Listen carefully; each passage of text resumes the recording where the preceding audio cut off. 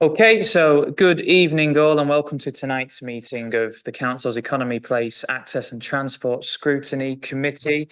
We've got a busy agenda tonight and also quite a tasty one. Look forward to getting stuck in. So we'll move straight on to sort of housekeeping bits. We've got apologies from Councillor Pearson, who is subbed by Councillor Waller. And we have apologies from Councillor Whitcroft, who is subbed by Councillor Merritt. Welcome to you both. Hope you enjoy your time with us. Next thing to say, any declarations of interest for tonight's business? Is your microphone on, Councillor Merritt? Sorry.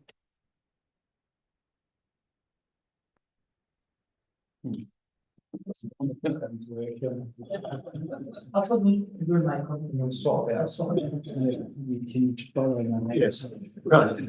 Yes, I'd like to make the same declarations as last month in terms of transport issues, being a member of the Bus Forum and its committee, York Cycle campaign, and etc. And in terms of the item related to Yorkshire Water, I sit as an independent member on the Yorkshire Forum for Water Customers, which is the Ofwat related body that takes a independent view of Yorkshire Water's regulatory proposals and performance. And I chair its environment sub. Thank you, Councillor Merritt. Any other declarations of interest, colleagues? No? Okay. In that case, we'll look at the minutes of the May meeting. Do we have any suggested amendments to those? I'm content with signing off otherwise. Councillor Hook, yeah? Microphone as well, please. You need an extra hand, don't you? A tiny funny spelling in the second paragraph on page 5. Third from bottom line. It's the. Yeah, I know. And I think, yeah, and there's an extra S in the page before, but I'll forget that. Thank Just you. finger trouble, that's all. Can you identify them, Robert, or do you want them? Yeah, okay, grand. Thank you, Councillor Hook. Right, well, in that case, pending those minor amendments, I'm happy to sign those minutes off. Which then brings us to public participation. And I'm pleased to say we did have 3 speakers registered, but we just have 2 this evening. But one of those speakers I'm going to afford them the liberty of touching on some of the points that the other speaker would have raised. Given that we don't have a very long queue of speakers, I'm not going to lose my head over the 3-minute rule. And so our first speaker is Mrs. Harvey Dowdy. If you'd like to come up, if you want to just introduce yourself and who you're speaking on behalf of and make your points. As I say, I'll be quite easy on the time limit. And yeah, fire away. Lovely. Thank you very much, Chair. Sorry, the microphone on. Okay. Sorry. Do continue, Harvey. My name is Harvey Dowdy, and I am an Executive Board Member and Director of Technology, Estates and Facilities at the University of York. As such, I'm responsible for the university land at Fulford Ings, which includes a substantial portion of the SSI, the University Rowing Club, and the road leading from the 5-bar gate to the club. So I would like to record the following issues that we have with Yorkshire Water. About communication, we have not yet found a reliable way to communicate with Yorkshire Water other than through Councillor Revilius. Telephone calls are either unanswered or there is no follow-through. Emails remain unanswered. We know from our contact Simon Christian from Natural England that we are not alone. I have 3 examples of instances when we have sought help and to collaborate, which have gone ignored. First example, in relation to the sewage spill, Yorkshire Water promised at least 4 months ago to work with Natural England to agree how they would clean up the SSI, but there has been neither dialogue nor action. Simon mentions that a Yorkshire Water contractor has been in contact about works to reline the sewer, but he is awaiting method statements.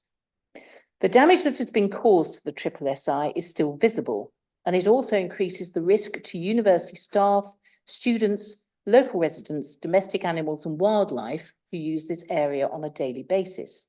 There's clearly been damage to flora, including rare tansy plants. Further, it increases the university's public liability. Second example, if we reluctantly accept the need to discharge sewage into the river upstream from Fulford 2, then it would seem essential to advise adjacent riparian owners and those put at risk by raw sewage, in our case, the users of the rowing club. Further, to assist with the cleanup after the discharge event, we need advice and guidance. Despite contacting Yorkshire Water on a number of occasions, we have had no response, and we have had to undertake the cleanup ourselves, hoping that the methodology was compliant and that we would be safe. Third example, in relation to the road leading from St Oswald's Road to the 5 Bar Gate, as far as we are aware, Yorkshire Water has not taken the action agreed to repair the road, whereas the university has completed the work to their section to the approved specification. In short, the university, as a key stakeholder, would like to understand how and who best to contact at Yorkshire Water in order to resolve these and other issues. With other utilities, we work efficiently and effectively with a single named business partner and have a direct emergency contact number. We would ask Yorkshire Water to provide the same. Now that's for the university, and I'd just like to make a few remarks on behalf of the residents of pumping station cottages, of which I am one. I happen to live at number 4. So on behalf of the residents of numbers 1 to 4 pumping station cottages, which is approximately 10 metres from the pumping station, that's 10 metres, I would like to make the following remarks. This year, we've experienced a number of sewage spills and surges from drains. We have found it almost impossible to get anyone to respond or come to site. On several occasions, residents have been promised a call back within an hour, when in fact it has taken over 24 hours, and the problem itself remains unresolved. So in conclusion, much like the university, in view of our special circumstances as residents 10 metres from a pumping station, which discharges sewage on what is now becoming a regular basis, we would like a single point of contact and a number to contact in emergencies and a guarantee of a timely response. Thank you very much. Thank you for that, Harvey. That's all much appreciated, and I trust that colleagues will get into some of the issues you've raised once we have Yorkshire Water at the table. Thank you very much. Thank you. So that brings me to our next speaker, which is Ms. Flick Williams, who wants to talk about transport options for disabled people. And this is with regards to item 6 in our agenda, which is a task and finish group's work on dial and ride. Once again, we have dial a ride on the paper. But anyway, it's a minor issue. Flick, can you hear us? Yes, good evening. Okay, well, good evening to you too. Thanks for joining us. You're familiar with the drill. When you're ready, please fire away. I commend the work done by the members of this task and finish group and for the in-depth report it has produced, which has thoroughly interrogated the issues around community transport in the city. Thank you for completing this very valuable piece of work. If only the task and finish group set up by the Bus Enhanced Partnership to investigate bus accessibility had the same dedicated focus and cross-party interest, it might actually get somewhere. But back to Dial-A-Ride, a few observations. It is disappointing that the council did not see fit to offer legal support at the time York Wheels was raising a red flag about the 2 newly purchased malfunctioning vehicles.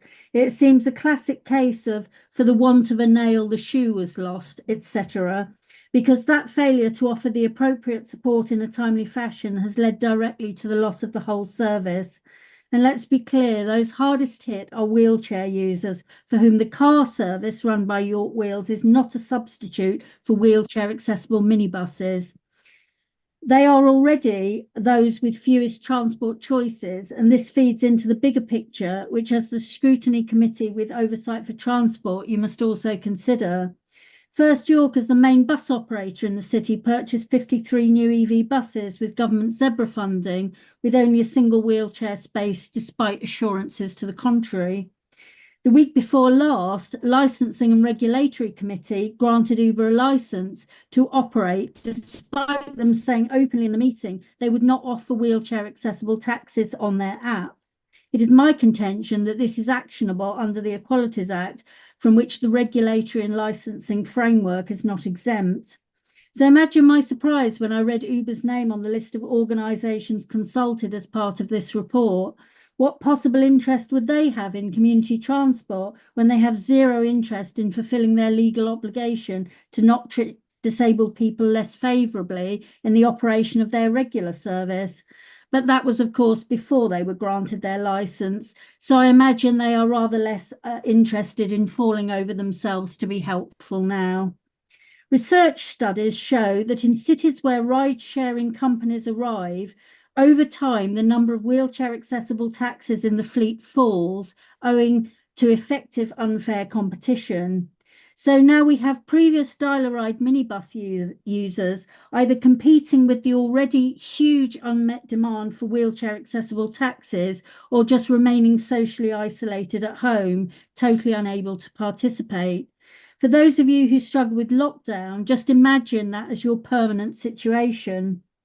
I wholeheartedly support all the recommendations the report makes, but would suggest replacing as soon as possible in recommendation 1 with the phrase "with the utmost urgency" in recognition of the severity of a deteriorating situation. If the executive is serious about prioritising equalities and human rights, it must not delay. Thank you. Thank you for all of that, Flick. We'll take everything you've said into account and hope to address the issues that you've raised when we get to that item. Thanks again for joining us. Okay, so public participation is now complete, so we'll move on to the first main item, which involves Yorkshire Water.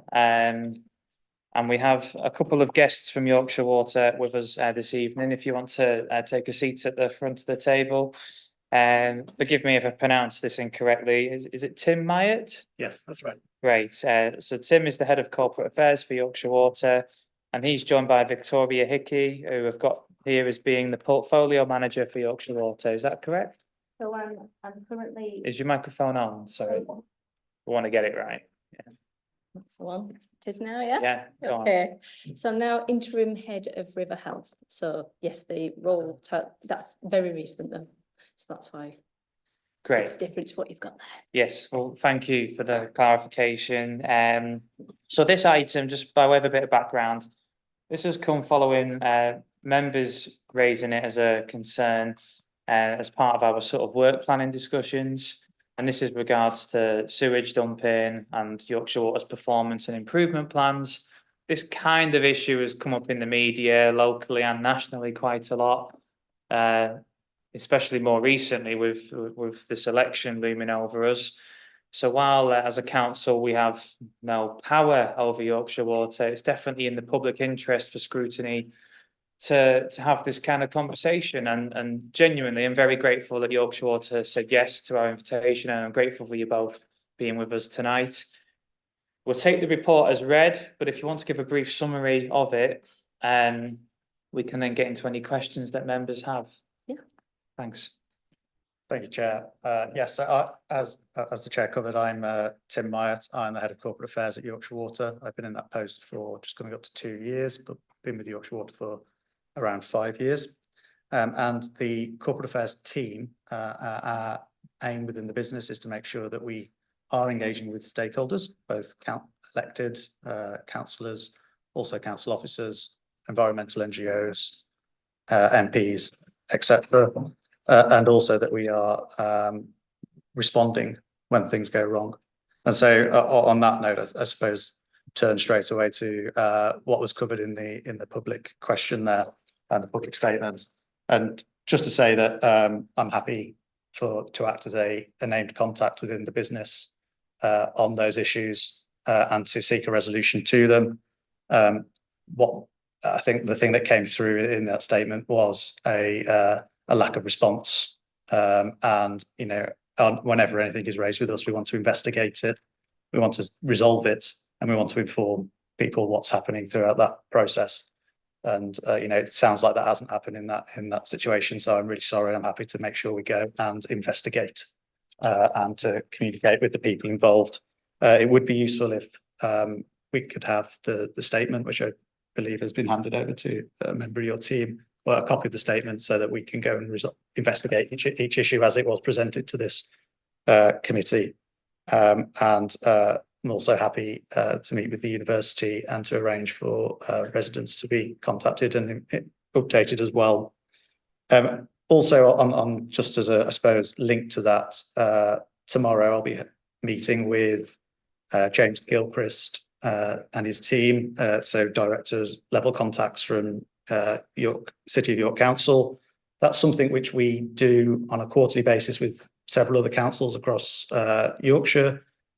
We're aiming to make sure that we fill the gaps now where we don't already have that. And what that will be is both an opportunity to make sure that issues that are complex or of real public interest are resolved quickly by common working, and that things can be raised with us and we can work with the council where necessary, but also that we can look at more strategic issues. For example, the role that we play in helping to alleviate flood risk during heavy rainfall events within the city. So if that's okay, I'll just quickly move on to, we obviously had the report prior to today's meeting. What I wanted to politely say at the start, in a very polite way, is that the phrase sewage dumping, which is the phrase that was on the agenda today, isn't one that we would use or that we believe is fair or accurate representation of what does happen. I appreciate it is, however, an emotive subject, so phrases like that do get used. I'll explain quickly why we wouldn't use that phrase. The reason is that the around 2,200 overflows that are built into our system across Yorkshire were built in during the construction. Many, in fact, the majority prior to privatisation, they were built into the network in order to protect homes and businesses from internal sewage flooding, or indeed external sewage flooding onto roads, either during periods of particularly heavy rainfall or when there's an issue with our network, such as a blockage. So we would use the term that overflows are discharging rather than dumping, because it's not a conscious decision. That is there to protect homes, businesses. We are, and moving sort of onwards towards how we operate and why we do the investment that we do. We are a heavily regulated business. We have our economic regulator, Ofwat, who look at our investment plans and determine the level of bills that we're able to charge customers.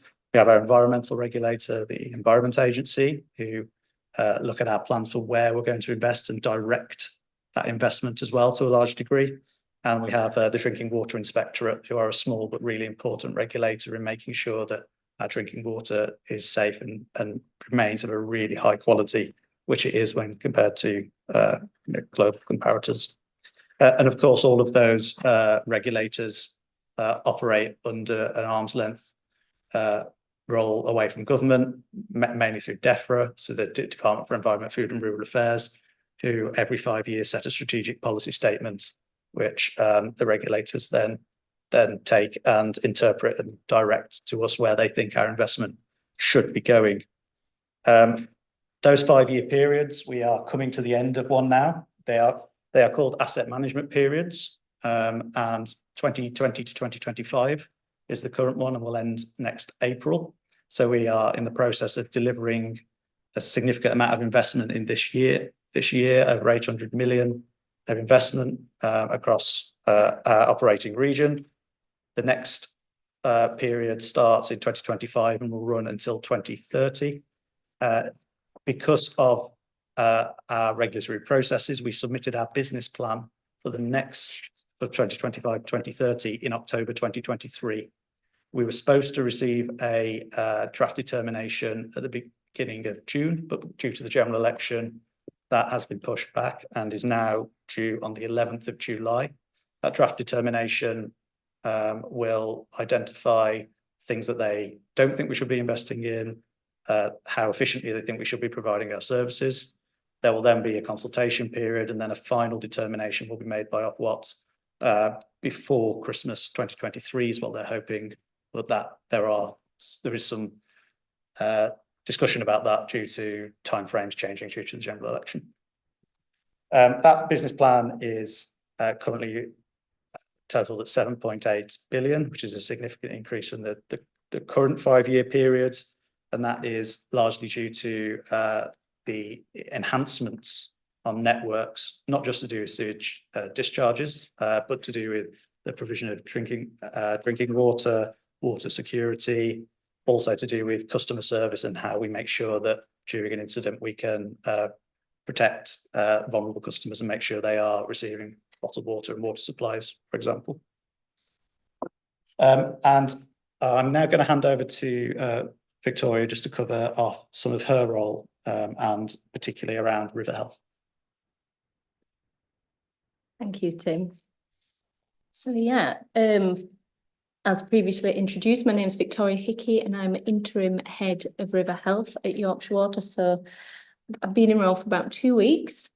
So this is my first forum of this time. So I'm really grateful for the opportunity to come to be able to talk about some of our plans, take any feedback that we got, any bills and opportunities for improvement. Really great to hear that. So thank you. So my team as well, the river health team, it's a relatively new team within Yorkshire Water, established over the last year, and that team has been put in place to drive on our commitments to do the right thing for the environment. So all our internal plans for improvement, driving those through, making sure they're implemented as we've said we would, as well as continuously reviewing our performance and processes and building on our improvement plans as we go. Part of that team's drive and responsibility is also an external engagement element within the team to make sure that we are working with external stakeholders and partners, be that the regulator, be it local rivers groups, rivers trusts, to make sure that we are, working collaboratively and getting to the right solutions, and thinking about different ways to implement the improvements and solutions that we're doing. So is there green opportunities such as SUDs, which sort of different ways to collect and attenuate rainwater. We're thinking about biodiversity in our rivers, as well as, I suppose, just the traditional investment solutions, improving biodiversity, reducing invasive species. So the whole package of river health rolled up into one. So investment to improve our impact on the environment, but enhancing it at the same time. And like I say, working with strategic partners to help us in that activity. Also making sure that we've got good data and to help us make informed decisions. So using data to help us inform what we want to invest in the future, as well as operate on a day-to-day basis to understand where an issue might be occurring, how to respond to it proactively. So really looking to enhance rivers and reduce our impact. Again, a small summary of some of the things that were in the briefing paper to talk a bit about what we're doing already in this area and referencing some of the things we've already talked about, that's been talked about in the media. So in this investment cycle, which Tim sort of talked us through the process of that, didn't he? We already had about 147 million in the original plan for investing in improvement to storm overflows, and we added an additional 180 million to that improvement. So that's addressing, I think it's over 130 storm overflows across Yorkshire, and we're looking to reduce the impact that those overflows have on the environment, reducing the amount that they spill through a number of different solutions. So additional storage in the network, reducing infiltration, removing connections which shouldn't be there, different environmental solutions for attenuation of water to stop us overflowing as much and impacting on the environment. So that's been targeted and prioritised on the, I suppose, the highest spilling and highest priority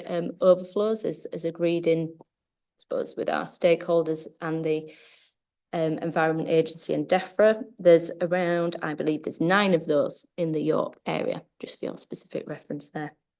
Looking forward into the next investment plan, which again, we'll have a better idea when we get the draft determination of exactly what that will look like, but proposing our biggest investment since privatisation there. It's over 1 billion on, again, improving our performance on storm overflows across the region, and a further 1.7 there on our wider network improvements. So again, in next investment period of the next 5 years, there's 13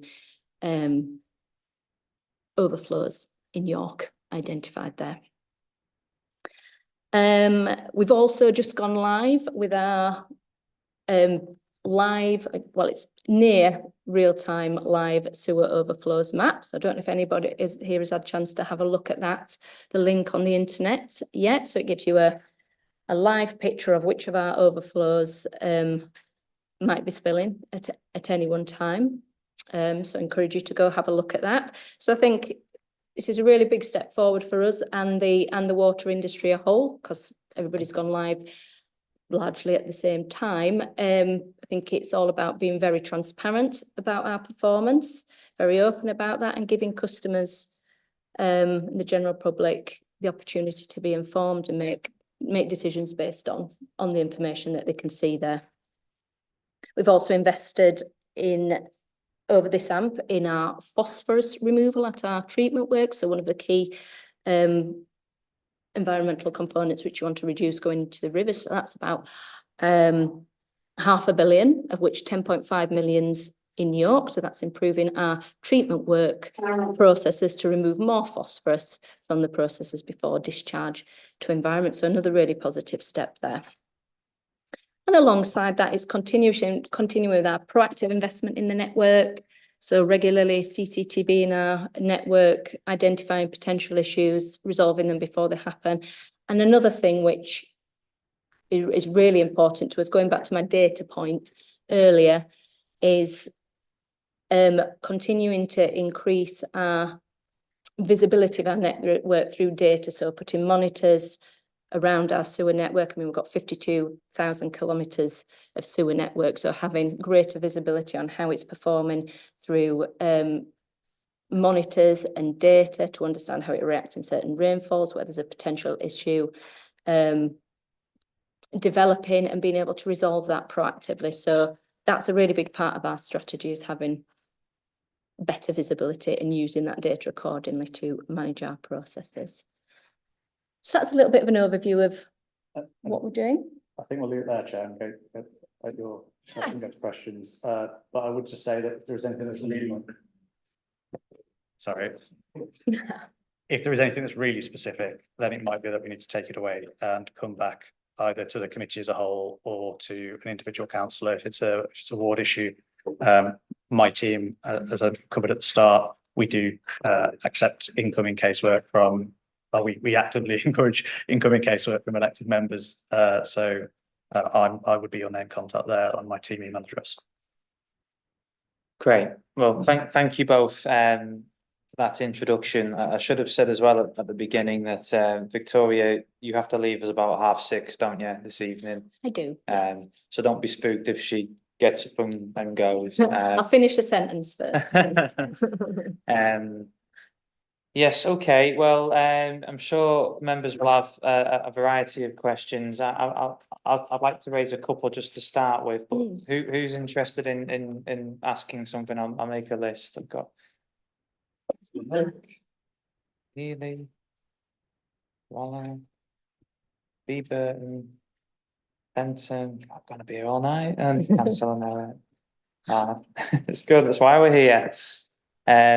So yeah. hopefully a couple of quickish ones from me just to start with. The first one's just a point of clarity, really. Tim, really welcome your sort of offer to be a named contact in response to the public participation remarks. But in that public participation section, the speaker raised the university issue and then this issue with regards to residents of, is it pumping station cottages? Yeah. Are you happy to be a main point for each of those sort of groups? Because the residents might see themselves as Yes. distinct from the uni. Yes. Is that okay? Or at least I will make sure that we have the appropriate person, because if it gets into really technical discussions around the network, I might not be the best person to handle that, but I will take accountability for making sure that it is actioned and that we are having that engagement at that appropriate level, so it gets resolved. Thank you, that's really appreciated. And the second question, probably not as straightforward, but more just a point of interest. So, I mean, given the subject matter, it's the kind of issue where campaign groups have quite interesting names sometimes. So I found one today called Top of the Poops. Fair play for creativity. But what I was surprised to see was, according to the data they use, which they say is provided by water companies, they're saying that the River Ouse is the 7th worst river in the country for sewage overflows / dumping, depending on the language you want to use. Now, obviously, 7th worst in the country out of around 4,700 is poor. But doesn't need to be pushed any more than that. Is there something unusual about the Ouse and the area that the Ouse is in that means we are struggling so much compared to other rivers in the country? I'm happy to sort of provide a high level answer, and then you might have some comments on the specifics. Victoria's got more of an operational background than me. I think one thing to remember when we look at the statistics is that the way that they're measured is done by the number of discharges. It's not done by how long they go on for or the amount, the volume of sewage that goes out. So it could be described as being a rather sort of unrefined way of measuring the impact on the river itself. One of the reasons that I make that point is that we have a lot of overflows compared to other water companies. So between Yorkshire Water and United Utilities, who cover Lancashire and Cumbria, we have over half the overflows in the country, and that's for historical reasons when they were constructed. And therefore, the size of the overflow isn't necessarily telling you how much it is being discharged. There could be one, the way that it's measured, there could be one big overflow somewhere, and that could count as one discharge under the accounting system, or there could be a little one, it could be counted as one. So the impact and the number of discharges aren't always directly related. Having said that, we know that we need to bring down discharges. That's why we're doing some of the investment within this asset management period, and why there is a plan under the government storm overflow discharge reduction plan to reduce discharges to below 10 at all overflows by 2050. But I think the important thing to just note there is that the number of discharges doesn't necessarily make that it's the most polluted river. In terms of the local on the Ouse, I'll hand over Victoria. Thank you. Yeah, I suppose without seeing the report, I don't have any specific additions in terms of the Ouse. I'm happy to take a look at that and get a more full answer back to you. Did you say it was worse in terms of number of discharges rather than so the way that quality of water? The way they've worded it in this report is God. I am aware of the report. Yeah, I think it appeared in the media 7 months ago. So I am aware of the figures, and I think we know that the Ouse is a particularly large river, and that there has been infiltration into our network previously when river levels rise, which then inundates our networks and has some impact on the figures and the recording of flows through the overflow as well. So there has been issues with the river level rising to a point where it's above our overflows. Right. Yeah, so I mean, it's on the main page of the website, top of the poops.org. Okay. River ooze 27,386 hours. But anyway, look, I don't want to dwell on it. The reply is interesting, and I've learned something from that.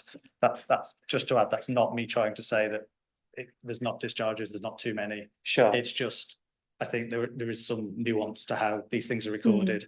And actually, a lot of campaign groups are trying to move towards measuring the impact on the river. And in our next asset management period, there's something called continuous water quality monitoring. Yes. Is that the right phrase? Yes. Where there will be a monitor downstream of our overflows. It won't be all of our overflows. It's obviously going to be introduced in stages to limit the investment, but it will make it so that we then have greater insight about when that discharge happens, what's the impact on the quality of the river. Yes, and in fact, it'll be at the prioritised discharges upstream and downstream, so it'll be more indicative of the impact of that specific overflow.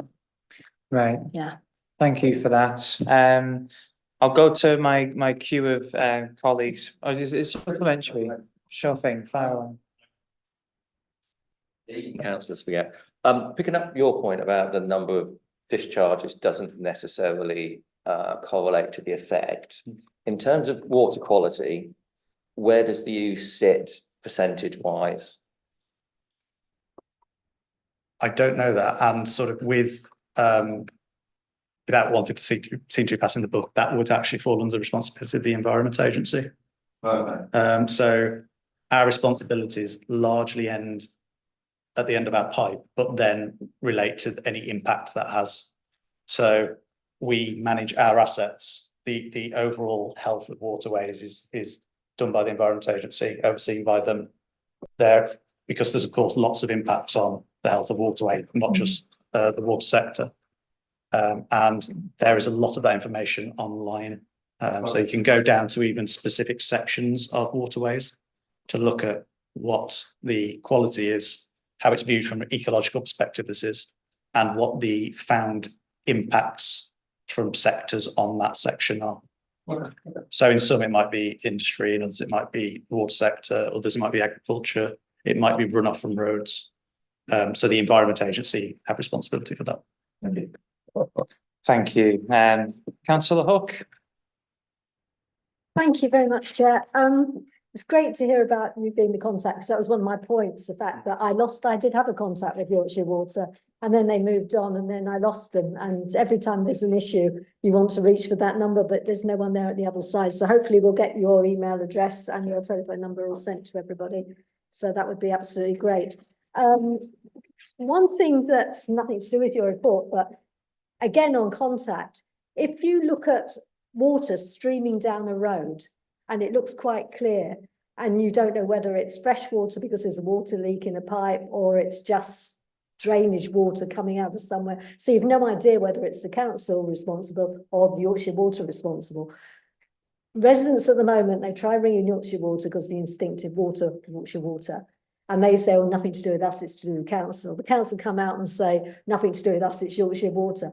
What we really need is one single number to ring that the right authority will, and they'll follow each other up and not just pass the buck from A to B to C to A to B to C. And you actually get an answer, because that is just so frustrating. I went 2.5 years with sinkholes in one of my villages, and trying to get the reason why it was happening. You got Yorkshire Water to blame. No, it's City of York, and it's dead frustrating. So that's why I'm really wanting a single point of contact for just members of the public, just to be able to, so that they know and they don't have to ring both and keep ringing both and everything like that. And finally, it's not on your report, but it's on the other report that's in the pack on page 19 about Yorkshire Water being essential for the planning process and being a robust part of that. Well, a lot of York is flat. And when you've got a flat area, the water table's quite high. And I get the feeling when I look at planning reports, when people want to build extensions, new properties or whatever, there's just a sort of standard letter come out to say, oh, water attenuation for surface water should be this, that and the other. And then it gets passed. And there was actually one by coincidence near me, but luckily we had someone who's real into that. And he stopped the development because he talked directly to Yorkshire Water, pointed out all the issues that because no one from Yorkshire Water had actually been to see the site. And they said, oh God, yes, we can't allow that. And so it got stopped. But generally, it just is a generic letter. And I just wondered if there was a planning department that they could sort of enhance their thing and actually do site visits and things. Because like recently, British Gas have been digging up the flat area near me and the holes were just filling with water. You know, because the surface water is so high that they actually had to bring forward their program of replacing the pipe and filling it back in before they were collapsed again. So it's a really crucial thing that in flat areas, of which York must have loads, you know, it's Yeah, can I come back on that? 'Cause it's something that's raised frequently by councillors. I think, again, there is a bit like our assets in the river being overseen by different authorities. There's a lot of people involved in this as well. So as you're probably aware, I imagine the council is the lead local flood authority for the area. So in terms of whether that land is actually going to flood or not, would be something that the council would be sort of leading on, whether those homes are going to flood and there's a flood risk. In terms of what Yorkshire Water would be responsible there, we would be responsible for trying to make sure that if there is a lot of surface water, it doesn't all suddenly come into our network and it doesn't then cause discharges from our overflows or flooding further up the network. And so in those cases, we require sustainable urban drainage, which Victoria earlier referred to as SUDs, and that's what they're called. SUDs to be built to hold the surface water, separation of surface water and sewer water on the network, and then a very, very limited amount of that water of the surface water coming into our network at any one time. So that's where our primary involvement is with the planning network. Now, obviously can't comment on specifics, I don't have the report in front of me.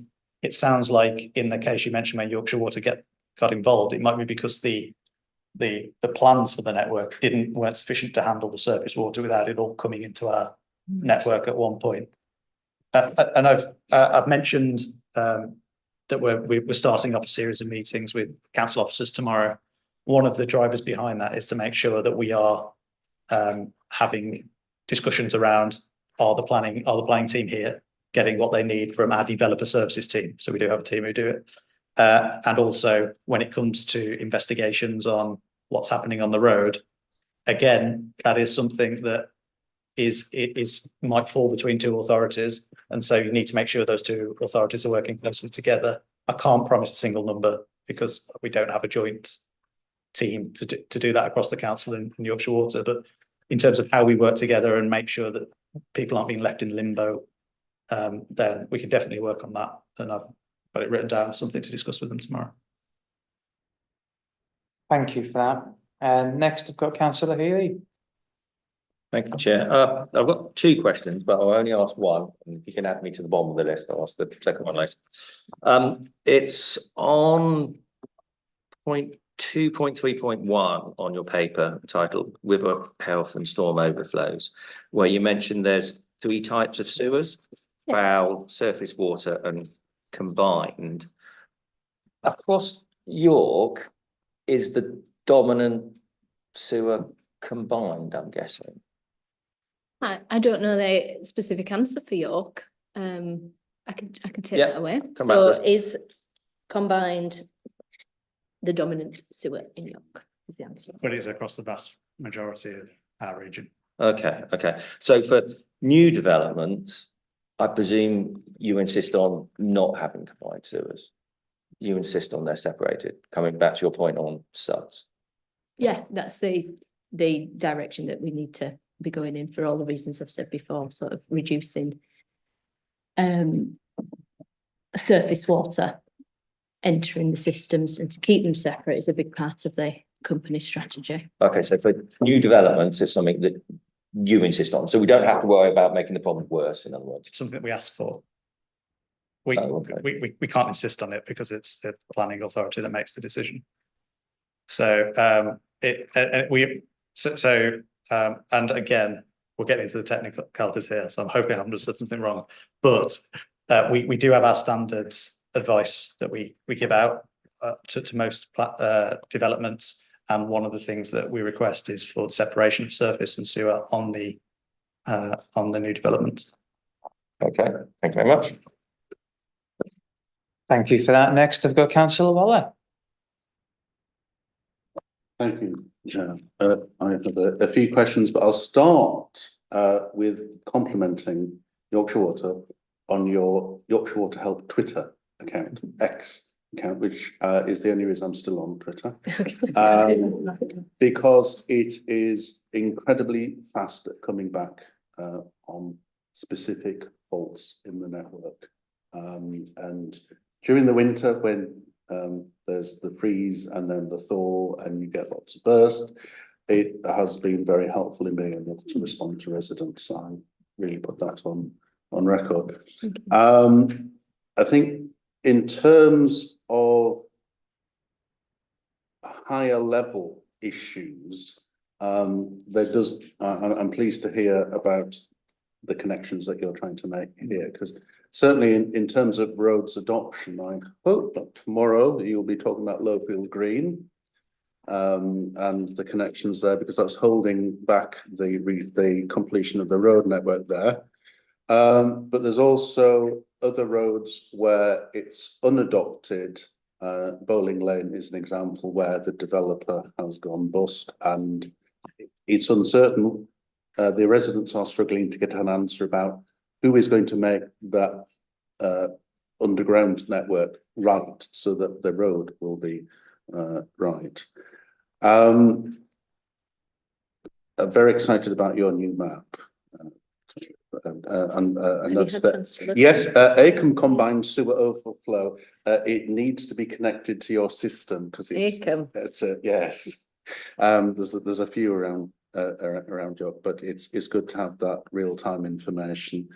And I think it's also in terms of that regional connection between Yorkshire Water and the Environment Agency. There did used to be a permanent member on the Floods and Coastal Committee to have that discussion at a higher level.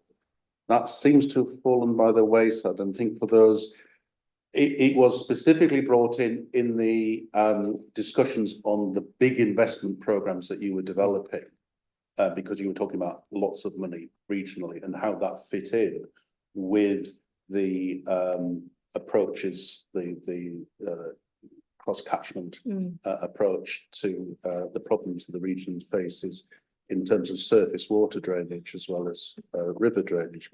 So it's understanding how that highest level connection can be restored. Thank you. Can I come back on that last point, please, Chair? Okay, so the ROFC, I think it's called, isn't it? The Regional Flooding Committee. That's the acronym we use. I believe we are still involved with that. So I will go away and I'll double check that. But we have a team, a partnerships team, who will also oversee our flood mitigation partnerships, and they have been involved with it previously. There has recently been a change in the management of that team. So just make sure that I'll go away and make sure that we're still connected in, because it's been important to us in the past. And also just say we also engage with the Yorkshire Leaders Board, both the main board, but also a subcommittee who look at Yorkshire Water itself. And there is also a subcommittee on flooding, and it's chaired by the Chief Executive of Doncaster Council, and we are also involved with that. So we do get involved with region-wide groups, and keen to do so. Thank you. And next on the list, Councillor Ben Burton. Thanks, Chair. I've got a few. I'd like to just pick. Yeah, fire away. Yeah. So the first one's just on behalf of the resident who came in before. It talked about If they're a stakeholder, local area, now that you've got your interactive map, so you've clearly got live data, if there is a known discharge of a serious quantity where you are talking about sewage going into it, is there a way that you can make a commitment or is going to go away and look into whether or not that system could give notifications to people who are down as key contact, or they could sign up for notifications? So essentially they're saying that they're going to and they use something of unintentionally released sewage into the river next to where they're going to row. I guess they would just like to have a little thing pop up on them that says maybe I shouldn't stick that in the water for the next couple of hours. I think that was essentially what they're asking, which seems like a doable thing, but I guess it's just to ask and take it away. Okay. I can come back on that sort of straight away. Yeah. Live map went live, I think it was 30th of April. Other companies went live around the same time, and we all brands have slightly different versions, but that's the same principles, but slightly different. The industry is now looking at how we pull together the data behind that, which is something called an API. And don't ask me what it stands for, but it's how the data behind the map operates. And we're pulling that together into one format. And we do work with organisations such as Surfers Against Sewage to give them notifications at the moment from an old system, but we will be looking to move them onto the new system once we've got the API finalised. And therefore, that seems like it's the same sort of principle. I can't commit to a date that we can do it or that we can do it, but I'll definitely go back and feed that into our team that's looking at it, because if we can do it for one organisation who's a key partner, hopefully we could do it more frequently. Just because depends how burdensome it becomes, how many you've got, and I'm not expert enough to be able to answer that. Yeah, fine. I mean, that sounds like the right direction. Yeah. So that's Yeah, it would be helpful as well. It's a good suggestion, especially if you've got a dog that likes to jump in the river as well. Anyway, continue, Councillor. Yeah, the second one, I've been trying to get my head around this last couple of days. But essentially, my understanding is that essentially anything below 6 times dry water flow through discharge point would be an unlicensed discharge. Essentially, it shouldn't be happening. But it's pretty well known that this is continuing to happen, kind of due to maintenance issues and other problems. How often do you physically go out and inspect discharge, stormwater discharge points? And also, how often when the environment agencies that we regulate, how often do they physically come out and audit? So items? it very much depends on the discharge point. So as we sort of referenced there, 2000, what did we say? 2,200. So obviously that's a significant number. And with all these things, it's prioritising on those that have the potential to have the biggest impact. And from our past data, we know which those are. We know which have had incidents in the past, and they will have a higher inspection and maintenance rate than others. So generally, that is the way we would do it. In terms of the Environment Agency, similarly, on a prioritisation basis, but the Environment Agency are increasing their capacity as we speak to sort of increase the amount that they come out to our sites and overflows, all our different types of sites to do those sorts of inspections. So that'll increase the rigour in itself.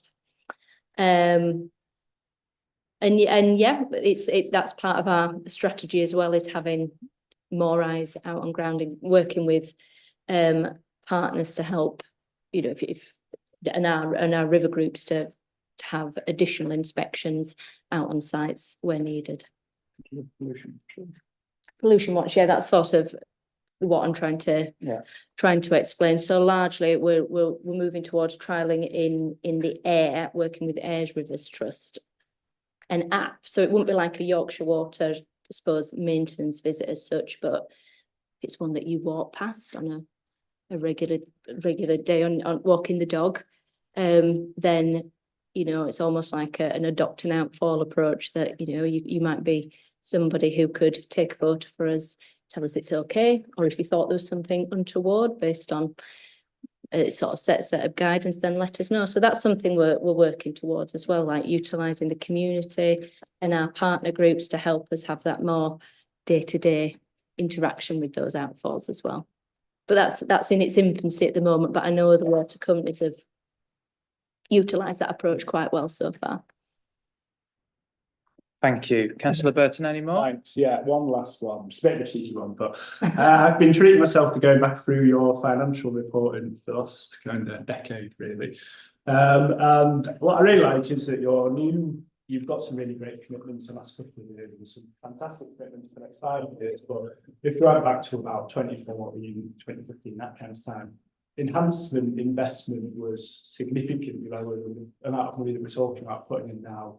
And I guess my question was, clearly these issues have been bottlenecking in the pipeline for a while. So how come that investment is only now coming forwards when these issues were probably in the pipeline before then? So I'm deciding what won't get me in trouble with our regulators. So I think it's fair to say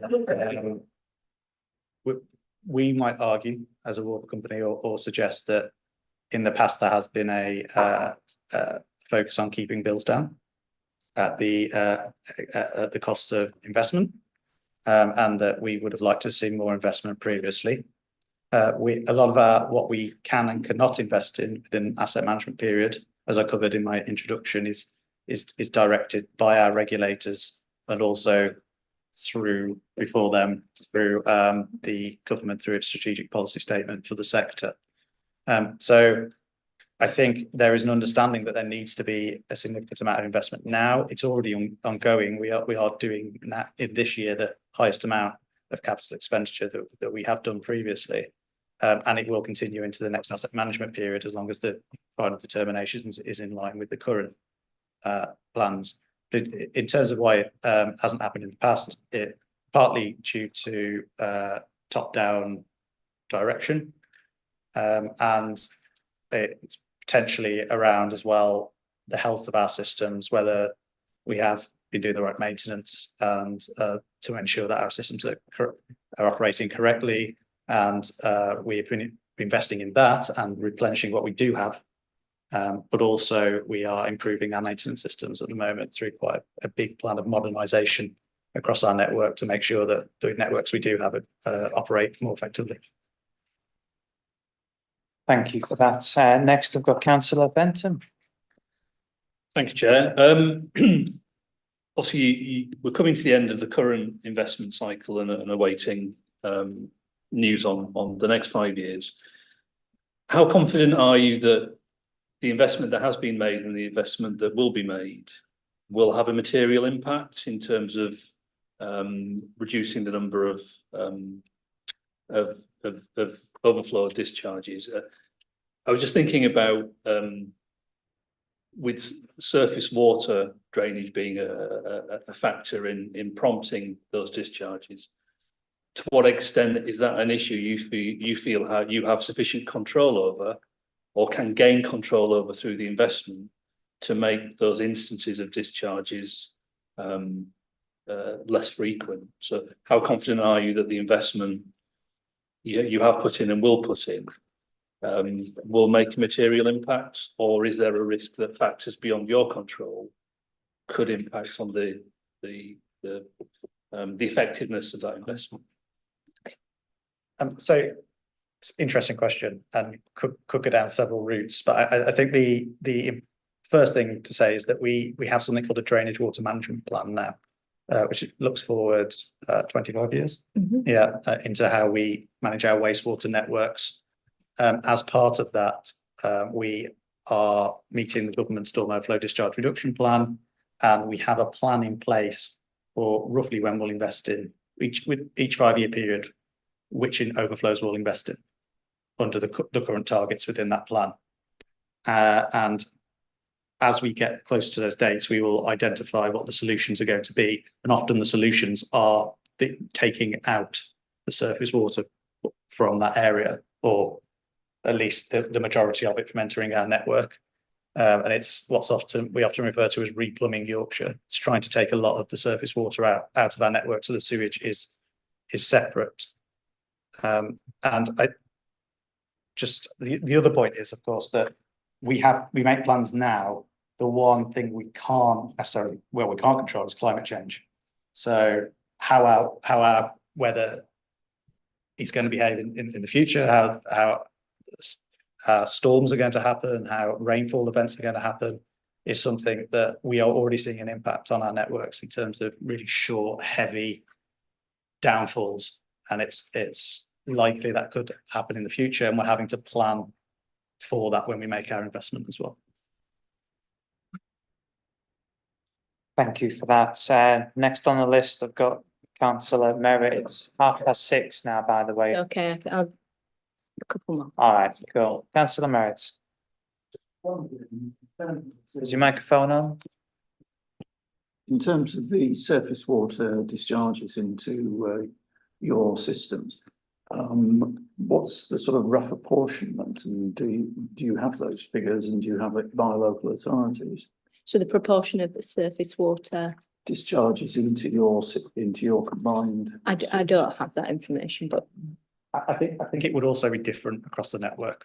So if I understand you correctly, you're probably saying to what proportion of what's in our sewer, how much it fills it up. Is that right? Or how much? What an appropriate metric to so that we have some sense of who's.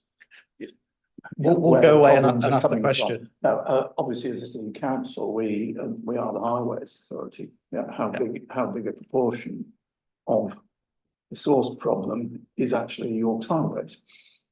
Yeah, so that's one of the reasons. One thing that we want to work really closely with councils on, because with a huge increase in investment comes a huge increase in potentially obtrusive and disruptive work. And also, as we covered earlier, there's also the water doesn't respect which council boundary it's in or which authority is managing it, and therefore that water journey, if we can direct it away before it gets to our network, great. But we also need to make sure it's not going into a flooding hotspot or or causing a problem for the council somewhere else.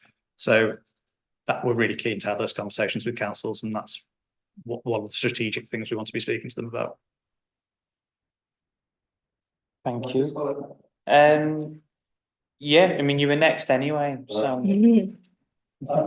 So, as I understand it, it's the council's responsibilities to keep the gullies and the part of the drain that you can actually see. So you've got a gully, you've got a grate, and look down, it goes into a drain. How important is it from your perspective in order to be able to manage surface water that those are kept clear? Because I'll make a unsubstantiated opinion that across the city, gullies and drains are being cleared less often. And I'd say that as unsubstantiated, so I don't want to get absolutely barracked by everyone else. But from your perspective, how important is it that they are cleared? Ideally, we wouldn't have them feeding into our network. That's the main point. Ideally, there would be a different management for those water, for that runoff from highways, doesn't go to our network. In terms of whether they're clear or not, the main problem for that, and I'll look to Victoria here for confirmation, is that it would probably cause flooding on the road, on the path, rather than in our networks. So I don't think it would necessarily cause us a direct problem if the gully is full. Okay. Unless it moves the water down to a problem hotspot somewhere else on our network. Okay. Thank you for that. I think we have a council officer who'd like to pop in on that point. James Gilchrist. Mythical James Gilchrist. Yeah, just as far as I'm aware, in the 7 or more so years I've been here, I don't think we have cut or changed the number of gullies we empty. We do have a list of non-runners of drains. We have a programme around it that's been established for quite a long time now, that's our approach. So we do take a risk managed approach to gully cleansing in terms of we know ones that cause us problems. We have ones that we need to do more serious interventions in to get them working. And we have ones that we know block regularly, so they get more treatment than ones that don't block regularly. That makes sense. Please. So and then we'll move on, but come on, councillor Healy.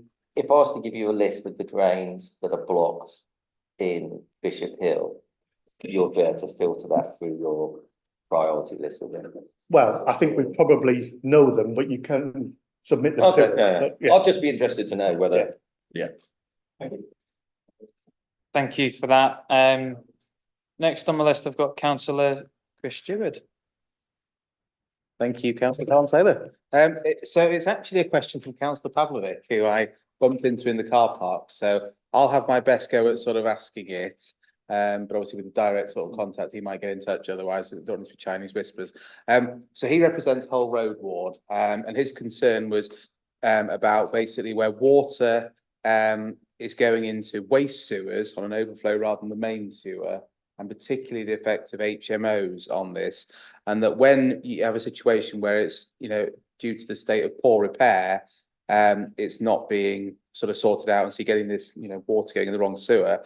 And so his question, which hopefully is for you rather than CYC, is how do you actually monitor the repairs that need doing? Do you inspect them? And he's thinking of particularly water that would therefore end up in the likes of Osbaldwick, Beck. So. Do you mean how do we proactively maintain issues that we've got on our sewer? Is that the? Yeah, so his concern is about, you know, the water that goes in the wrong sewer, i.e. the waste sewer rather than the main sewer, due to, you know, it being broken in some way, and it's how, when something needs fixing, do you help ensure it gets fixed, and how do you inspect them? Well, in terms of proactive inspections, again, it's similar. I mean, that's quite a specific example, isn't it? But in terms of our general maintenance across our sewer, there's a number of ways. There's reactive maintenance and proactive maintenance. So if there's a known issue, that is on our sort of from a different fund pot, and will be on the overall list based on a risk priority, and will be addressed in line with the risk. In terms of proactive maintenance, again, we sort of have an annual proactive maintenance approach where we'll have a risk-based approach to our sewers, based on when were they last inspected, where are maybe some hotspots for difficulties or past incidents, and they're invested in terms of having proactive CCTV, looking for defects and then resolving them as we find them in a proactive manner. And that cycle sort of continues in time, making sure that we are focusing in that prioritised manner.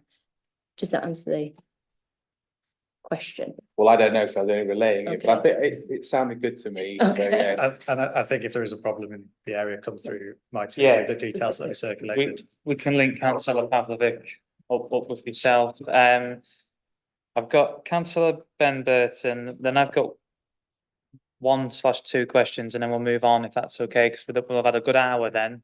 And yeah, sorry, councillor Ben Burton. Yeah, just a quick point of clarification. So when we were talking about investment before, and I just want to clarify, I think what you were saying was, so you've got well, essentially it's the balance between residents' bills and the cost of investing in the network. And I think what I was hearing was that the Environment Agency was perhaps putting more weighting towards keeping bills low and perhaps investment to protect water quality. Our economic regulator is Ofwat, and they Ofwat. They act on instruction through the strategic policy statement from the government. So I'm not picking out any one individual. Thanks for that. I mean, I wanted to touch on sort of bills or prices for customers looking ahead. Appreciate we don't yet know what's going to happen at the end of this Ofwat process, but are you able to say what Yorkshire Water would ideally want to happen in terms of customer bills and projected increases on a rough percentage basis? Or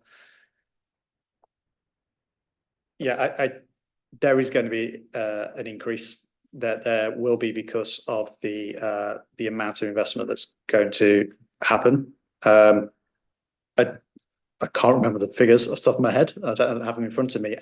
But what will become more apparent after the 11th of July draft determination is that those figures that are currently in the public domain, and they're on our website about the projected bill increase on our October 2023 submission.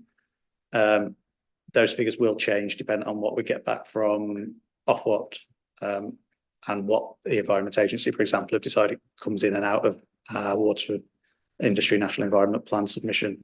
So I think the figures are going to change shortly anyway, but I would suggest there's going to be a fairly significant increase. I can't remember the percentage off the top of my head, but it is in the public domain at the moment, what was in our October 2023 submission.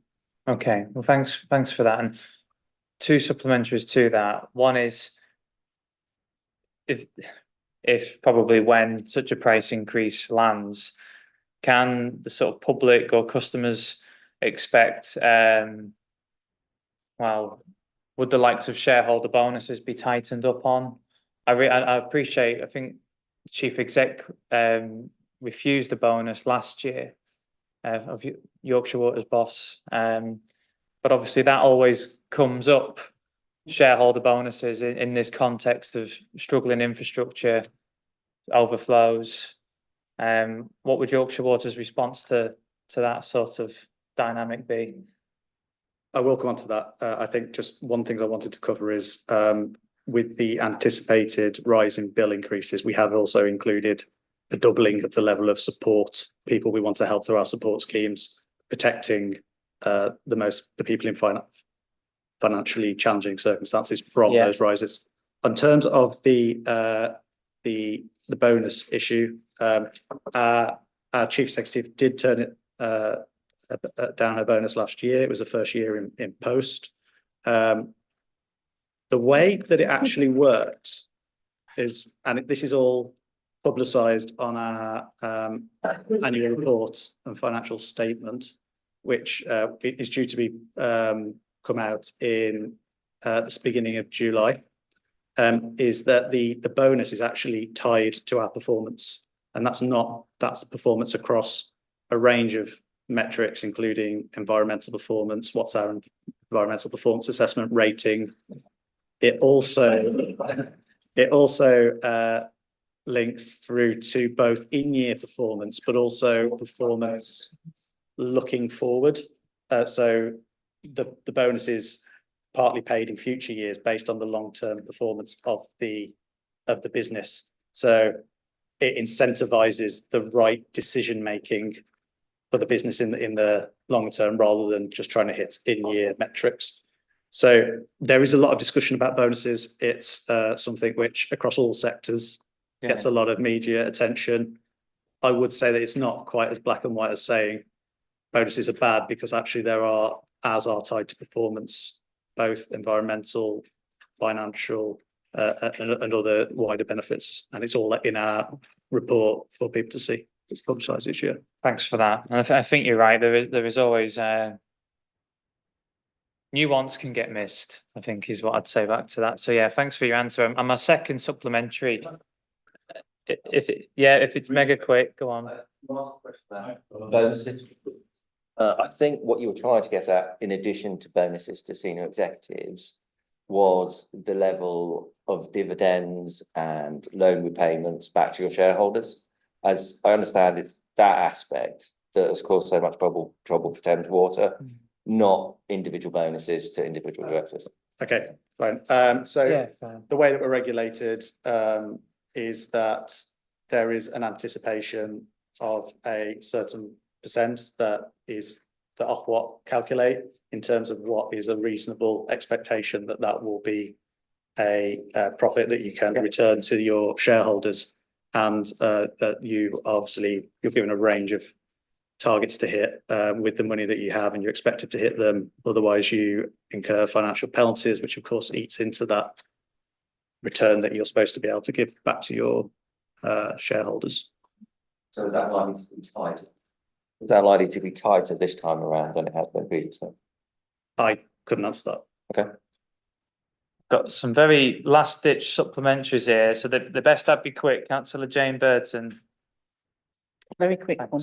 How are you going to identify the lower paid households, people on a low income, and how are we going to get the message over to them?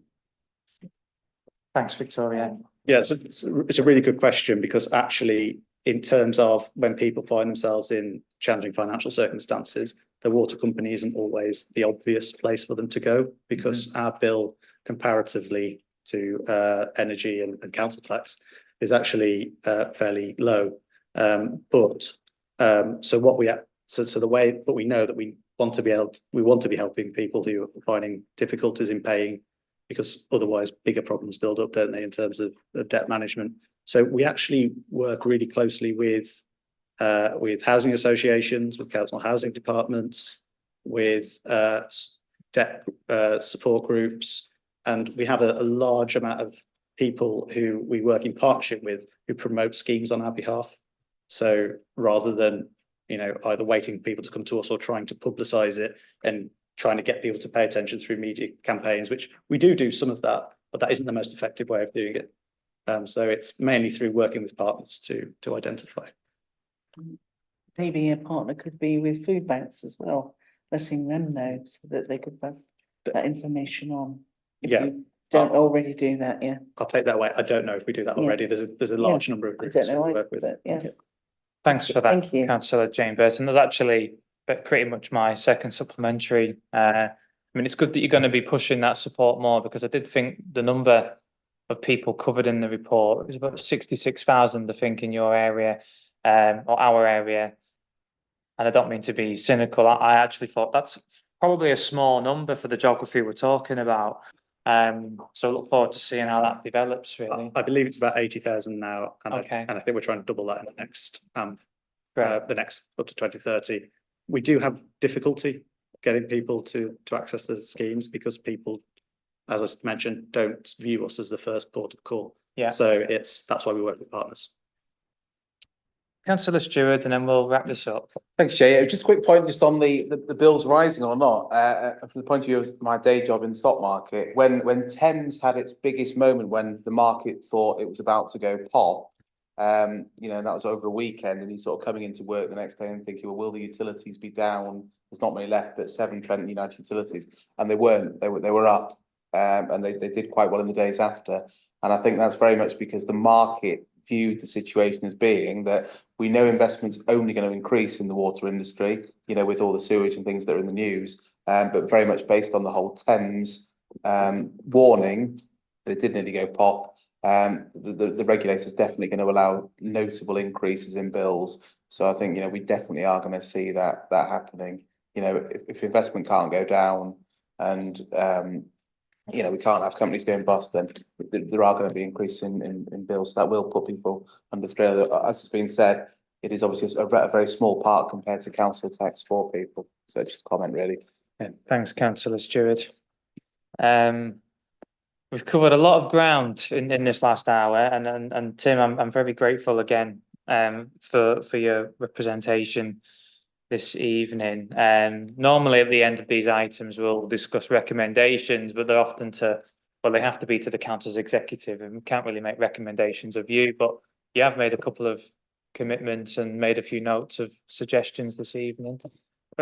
Just to come back on that, Chair, I think that something we do with other councils is that when we have meetings with regular meetings with directors, is that's a route for committees either to raise issues with us if they have any that come up, or we can come back on a annual or whatever time scales you view and give a report on how we're performing and how we're working together.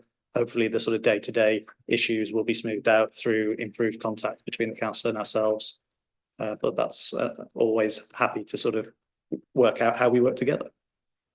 Yeah, thank you. That's very welcome. I mean, I can't speak for whoever would be the chair in the future, but I think it'd be great to have this as an annual commitment, given the importance of what Yorkshire Water do for residents in the city.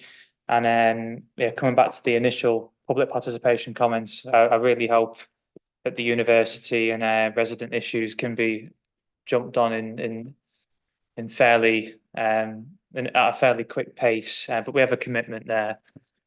Thank you again, and I'm sure you'll get loads of emails from councillors now we know who you are. Much appreciated. Colleagues, can we have a quick refreshment break? To nip to the loo, tidy up our hair, do whatever needs to be done, and then we'll continue. Thank you.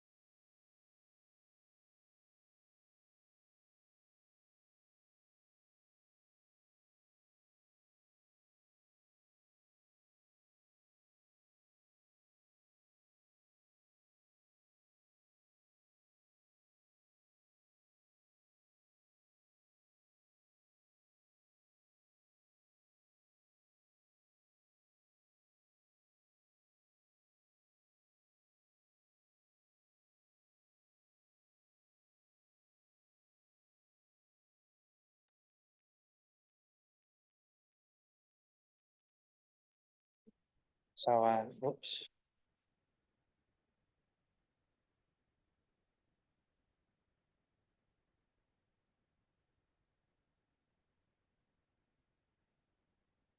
Hello again all. So we're here now for the second part of tonight's Economy, Place, Access and Transport Scrutiny Committee. The next item of business is to look at the York pipeline of proposals for the combined authority. This item is doing the rounds across various scrutiny committees, and we'll be going back to the main Corporate Services Scrutiny Committee after this session. But officers, if you want to follow a similar drill to what you've done already, introduce the paper, and we'll invite questions and indeed proposals from members. Yeah, far away, sorry. Thank you, Chair. So, hello everyone, I'm Claire Foll, I'm Assistant Director of Policy and Strategy, and I've seen some of you at other Scrutiny Committee meetings. So, hopefully you know some of the content I'm about to share. We're bringing to you the proposed pipeline of York priorities that we propose presenting to the newly elected Mayor in July. We're going through all of our scrutiny committees to invite you all to review the proposed pipeline, to confirm if it best represents York interests, both in terms of the council plan, and you'll see the council plan action numbers on Annex A, but also in terms of the wider York ambition set through the 10-year strategies. The proposed pipeline has been mapped to the regional ambition as it was at the time of pulling this report together.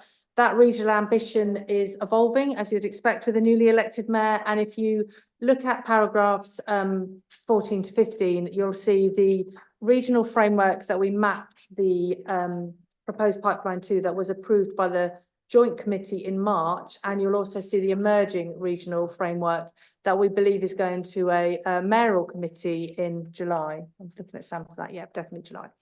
So we'd like to invite you to provide your comments. But before we do, we've been to, this is our third scrutiny committee. We've already been to the Corporate Scrutiny Committee and the Health and Housing Scrutiny Committee. We will be going to Children's next week and then back to Corporate on the 8th of July, prior to inviting the leader to approve the final pipeline on the 17th of July.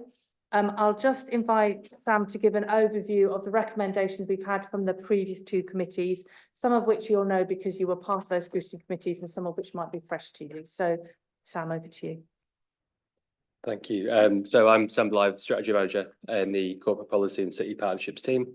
As Claire noted, this is the third scrutiny committee, and the previous two scrutiny committees have provided some helpful feedback across the range of the pipeline activity, which is contained in Annex A. I won't go through every line. Maybe it might be useful to go by exception from members in terms of their interests, but to note things around adding things such as social and culture to the city centre work, looking at kind of how we integrate primary care health centres into localised areas, thinking about a wider remit for decarbonisation as well. That came up. In terms of other work, there is some work around the sustainable transport routes in the city as well, making sure they map to local plan infrastructure, and also talking about things like York acting as a hub for the wider region in terms of transport connectivity as well. That came up quite strongly at the last committee we went to. So I'll kind of let members kind of pick up the kind of particular issues that they have particular interest in, but I think I'll stop at that point. Thank you both for that. Councillor Jane Burton, was that the first hand? Yep, fire away. Okay, just one suggestion, well, two actually. First is to do the disabled parking, and I'm thinking about strong culture and heritage. And I noticed that, for instance, the art gallery has space in front of it to have parking spaces, and it has had disabled parking spaces in the past. I know people will throw their hands up and say, oh, it would look awful, but it will mean that people who have difficulty walking any distance would be able to visit the very accessible art gallery very easily. And I think as well, when you're thinking of the Castle Museum, you've got the round area there. And I think originally they wanted to eliminate all cars from that area. I would say some disabled parking there. And if you visit museums in London, they all have parking right outside their doors. Even though they're very old, beautiful cultural buildings. And I think it would make a great change to York. I don't know whether this fits in anything in particular, but the bridge in my ward is Skeldergate Bridge, and it's been held together by some plastic things that are strapped onto it at the moment. It's in terrible disrepair and looks really bad. And I don't know if that fits in with this whole city centre image, but it's very near Clifford's Tower. It's very near the city centre. It's a lovely route into the city, and it looks terribly shabby. So I'm just throwing that in. Thanks.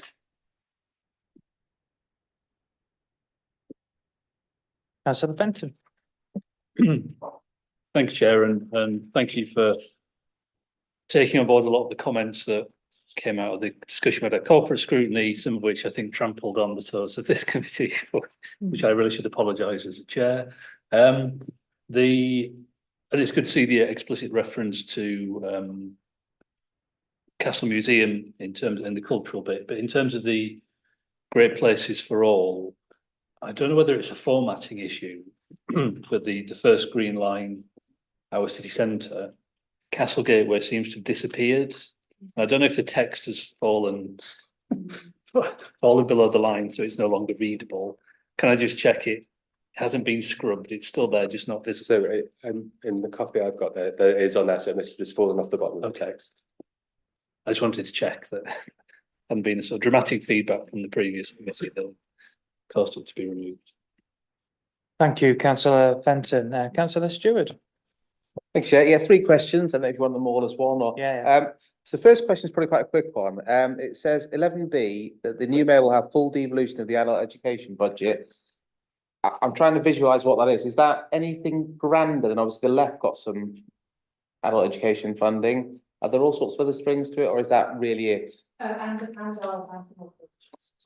whole the whole adult education budget for the region and the sub-region is being pooled together. So can you remind me sort of what our part of it looks like? I mean, how roughly value-wise, or? We're trying not to get into values because we're trying not to suggest that it's as simple as half each or a third each or 2/3 each.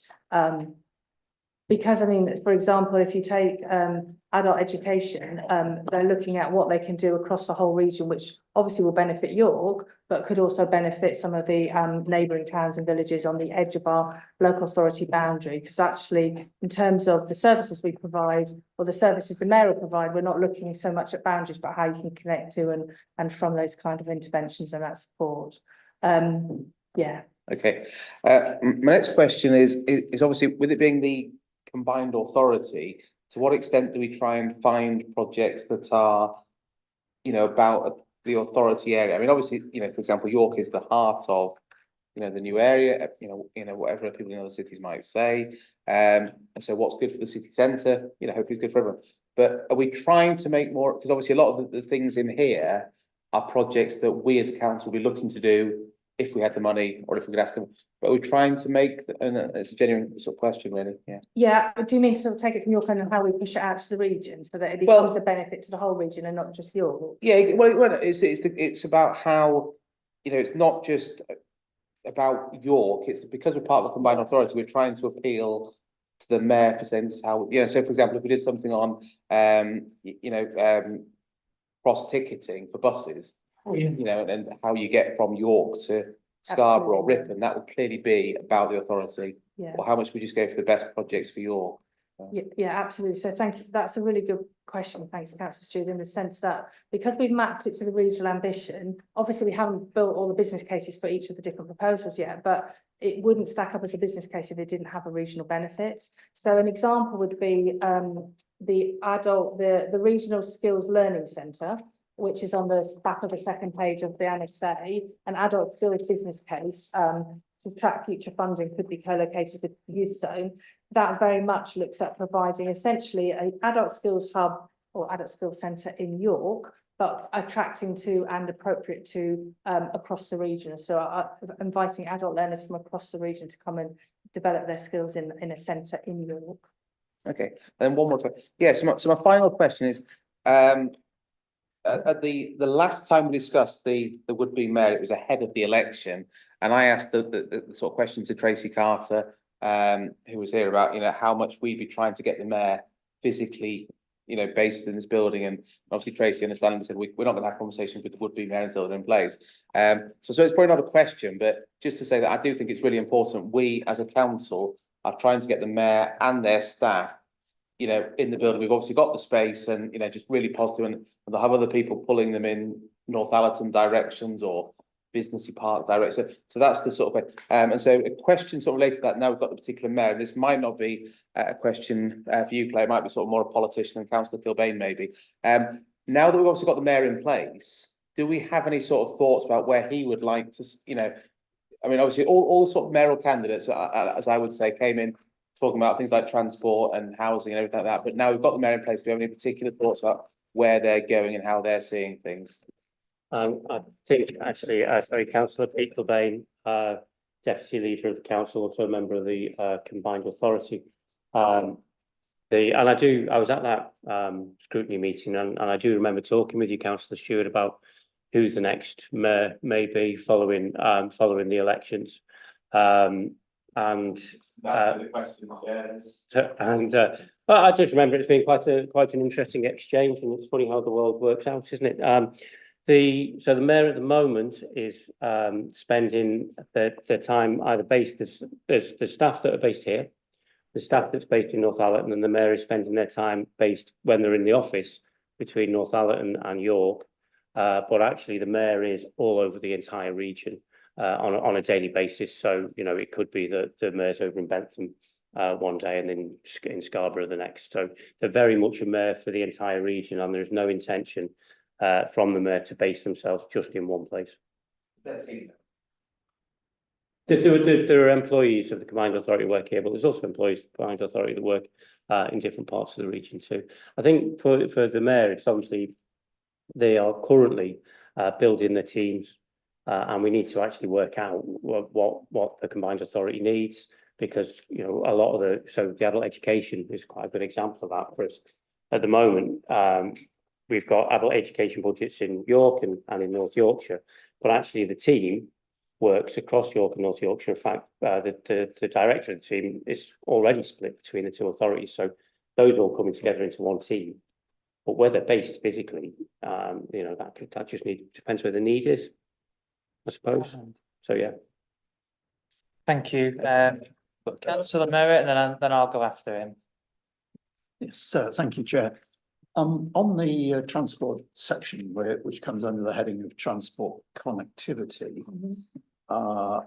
we do mention accessibility in terms of public transport, but that's in terms of accessibility to places.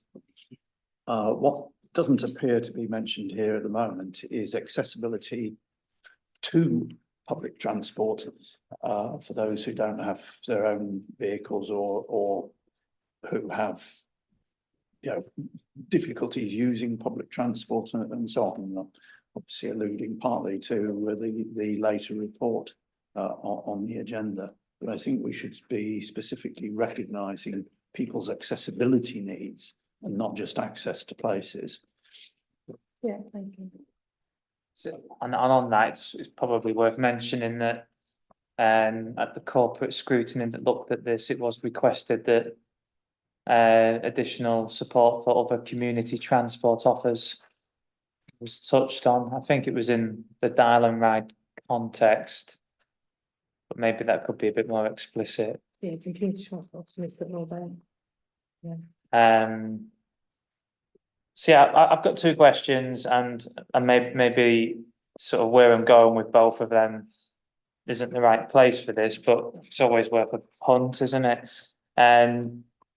If I, looking at this list, I think it would be reasonable to say that there's a lot of sort of asks for funding to help plan things or think about things, write strategies, capacity to work on something, rather than loads and loads of shovel-ready bits. And that's often just the way it is, because things need thinking through. But I wondered if there might be scope for, in the transport section, a line or maybe even its own item for any schemes that the council has planned or almost planned that it knows it can't really cover the cost of itself, but the combined authority might be able to contribute towards.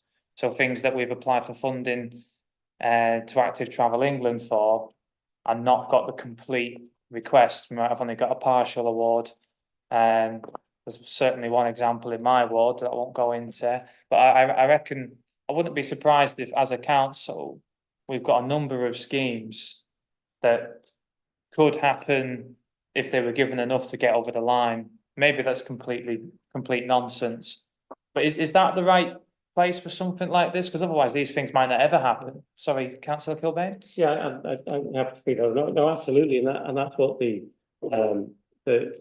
combined authority is here for, really. That's why it gets the additional funding. So of the 717 million for transport that has been promised, 370 of that is additional money. 400 million will be for your general repairs, etc., and running your highways, but there is additionality in there as well, and it's very much up for debate across the region what that gets spent on. Now, it does sound like a lot of money, but we are the biggest region in the UK. We are the biggest. North Yorkshire is the biggest county in England. Sorry. But definitely, it does start to enable those kind of schemes. In terms of the ones that you've got on the list already, it could unlock the hyper hub down at Aston Bar, because there is funding available for that nationally, but it needs to be match funded, and that's a really good example of something that serves not just the city of York, but the whole region. If you've got a charging hub, super fast charging hub, just off the A64. So yeah, no, absolutely.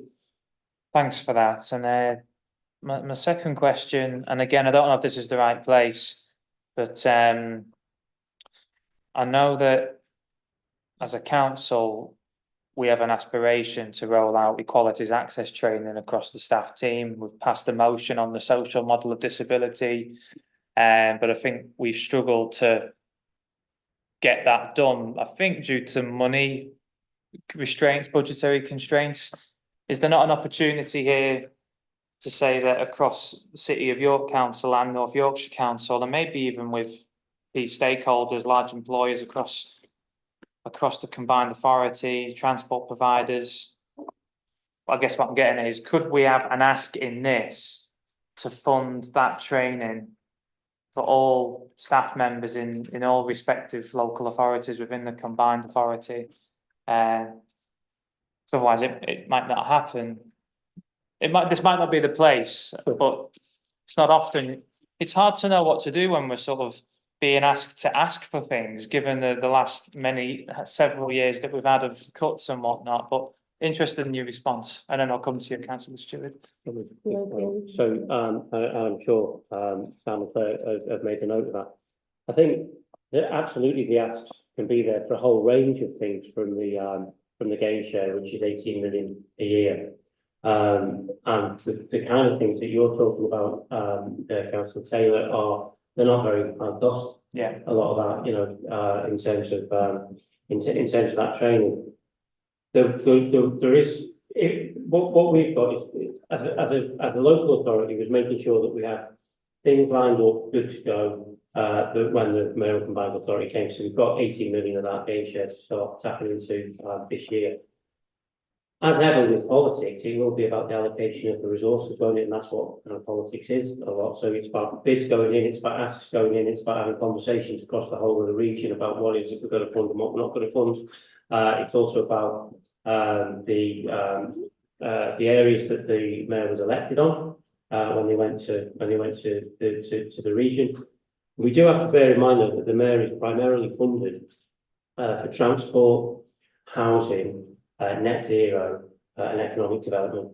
And they're the 4 things that the combined authority has specifically been set up for. Yeah. But obviously, within the delivery of that, we want to make sure that we deliver that in a way that means that we help equal access across the whole of the region, if it's equal access or just equal treatment across the whole of the region. So, you know, it can be factored into programs as a principle of the way that the morality works. You know, but you know, I do come back to that. There's 4 key things that are where the big money asks are going to be for, I think. Thank you for that. I've got Councillor Stewart in it and then Fenton. Is that okay? And then Councillor Hook. Thanks, Chair. Yeah, just on the sort of the point that you made about the equality and accessibility. I mean, we have to, you know, sort of, I think, lead from the front on some of these things. If we look at the font of our annexes, and then if we think this is on the side, you know, as people read it, so you can't read it, you know, if you click on it online, on the side at that font without printing it. So you know, we're making it very inaccessible for people. So I think, yeah, and we see that often with reports where we have a larger font for certain things and then a smaller font for other things. So I think we need to get that right. The ask I would probably have to the combined authority really would be this whole thing about, for me, in too many ways, we view ourselves as York the village, and you can get a passport and you can go into this great place called North Yorkshire, you know, but we are the village of York. And so particularly on things like buses, you know, a bus that is absolutely intrinsic to going through parts of York and parts of North Yorkshire would only get a mention in passing. And I think that for me is the great thing we need to see with the mayor, you know, to have on things like franchising and the changes that we made. You know, we're hopefully moving from and we've seen it, you know, in my ward, for example, the Flaxman Croft loop, which was there, then the council was subsidising it, and then it was gone, and now the bus company's thrown it back in. You know, we're talking about some big amounts of money, and it's just sort of silly. And I think we have the ability now to look at some of these things in a more top-down, better managed way for other people. And I know franchising and things like that will take a while, but I think that's something that, you know, everybody's sort of in favour of. Well, not everybody, but I think people are in favour of looking at those things. So now, early on, and also we've got, you know, after this general election, we've got 4 or 5 years until the next general election. We've got 3.5 years until the next mayor election. We've got 3 years until the next CYC election, etc., etc. So there's a lot of time to get a lot of things going that are quite notable. And so I think that'll be my ask, really. Coming on, I mean, I couldn't agree more, Councillor Stewart. Both in terms of the separation between York and North Yorkshire in lots of areas. Transport's a really good example. You know, does need to just needs to dissolve. You know, and the mayor is responsible for buses across the whole of the region as of now. In the team is being put together, and I also agree that we're expecting the next government to have a large majority and be around for sort of 4 or 5 years. So it does give us that time to plan. And actually, I think we need to think beyond just York and North Yorkshire. I mean, I personally kind of start to think it's just calling it North Yorkshire because we're all in North Yorkshire, aren't we? But anyway, beyond North Yorkshire, we need to be talking to West Yorkshire about their metro deals, for example. How much is that costing, and can we, because it's a really good way of getting around. Can we access that? You know, and actually, we need to be thinking about the whole of the north of England. So, you know, with something like bus franchising, and you know, most people are in favour of it. The bus companies aren't, of course, because it takes some of their profits and uses it to cross-subsidise rural areas, etc., and the Flaxman Loop and those kind of areas that people need a bus service. So I think if franchising to make it work in rural areas, because in North Yorkshire most buses are already subsidised, you know, because they're not going to run without subsidy. So they're in effect franchised really in terms of the amount of subsidy that they get. But if we're going to cross-subsidise those rural areas, then the cities need to be where the revenue is raised to cross-subsidise them. And I think that's not just York, I think that's Harrogate, I think that's Leeds, I think that's Manchester, I think it's Liverpool. And we need to think about a regional network of buses for the whole of the north. So I think that's the only way that we're going to get buses going on Cumbria and the Dales and the Moors. Interesting. Thanks, councillor Kilbane. Councillor Fenton, were you next? I think you were. I'm not imagining that. No. Thank you. Just a minor comment on the sustainable transport row on page 41. Can we add to that in terms of funding for infrastructure? Can we add something about secure cycle storage, which is something that does come up quite a lot in terms of something that would be a nice to have somewhere other than at the station. So if we can chuck that in as well, it's worth a punt. Yeah. Thank you. Thanks for that, councillor Fenton. Councillor Kilbane. Personally, don't see why we don't provide that in our own cycle lockers here. You know, it might be a nice little learner. But anyway, could be a start. It's not a bad idea. Councillor Merritt. Yeah. Obviously, there's some placeholders in this document for the movement and place plan. But the timetable that you outlined at the beginning obviously doesn't match. I think at the corporate scrutiny, we were told that this was in effect going to be a moving feast and there'll be further opportunities. But how are we going to make sure that there's still that there's placeholders in the mayor's funds for when we do get our self sorted on the transport front? I mean, I'm happy to pick that up again. So the local transport strategy for York will be coming forward in July. North Yorkshire have to do the same, and they all need to be submitted to the government this year. But those local transport strategies and anything that flows from it, like a movement in place plan, do belong to the combined authority at that point in terms of enacting them, obviously in combination with the relevant departments within the local authorities. So the moving feast, if you like, is sitting actually in the mayor's office at that point. And I guess, you know, what is done and what isn't done will depend upon the decision of the mayor and the combined authority. So I don't think we're going to miss anything, because I think it will actually be the mayor's movement in place plan and the mayor's local transport plan. But obviously that's, you know, referring back to the previous conversation, that's where it needs to sit, doesn't it? Because what we need to do as part of the local transport plan is not just worry about York, but, you know, if you've got a bar job in York and you live in Selby, how to get home at 12 without blowing your last hour's wages or 2 hours wages on a taxi. Yeah, thank you. Councillor Hook, did you have your hand? Yeah. Thank you, Chair. Yeah, given that there's so much development on the A59 corridor, I was actually shocked when I saw what's happening to some roundabouts in Knaresborough and things like that. And I just think it will benefit Poppleton, obviously, if things can be improved on that. So would it cost that much more to do things like make the Poppleton Park and Ride a late opening park and ride so that people in Harrogate can use it if they come in? And also linking that corridor as well. I don't know whether I said it before, but to get something so people can actually cycle or walk from A to B, because that big development in Green Lamberton, they're stranded in the middle of nowhere. But a nice footpath that would come all the way through to Poppleton would obviously benefit Hesse as well. So I'm just thinking about my villages as well as the bigger scope as well. And another question was just, I noticed you've still got just dualling the bit from the A19 to the A59, and I'm hoping it does go to the 64. Yeah, we should, yeah, that came from last time, and we'll just pick that. Yeah. So in terms of the A59 corridor, I mean, you're quite right, Councillor Hogan. It's always great to hear you speaking up for your villages. Yeah, we need to improve the transport. We do need to improve it along the lines that exactly talking about, so sustainable transport, walking and cycling, but also we actually need to get Poppleton Bar Park and Ride used more, because it's currently the most underused. But there are plans for 24-hour, I mean, there's some of the parking rides, so it's going to be done in a phased way, I suppose. But the ambition is to do that across the piece, because it doesn't, you know, make any sense for me economically.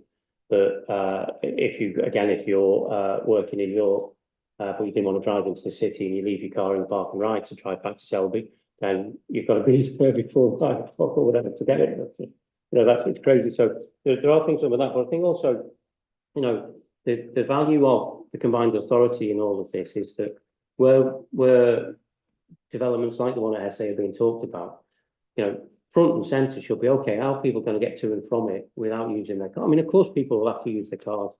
Deliveries will be made and heavy loads need to be carried, and builders will live there who need to, you know, of course, we need to use the road, but road capacity is pretty much full.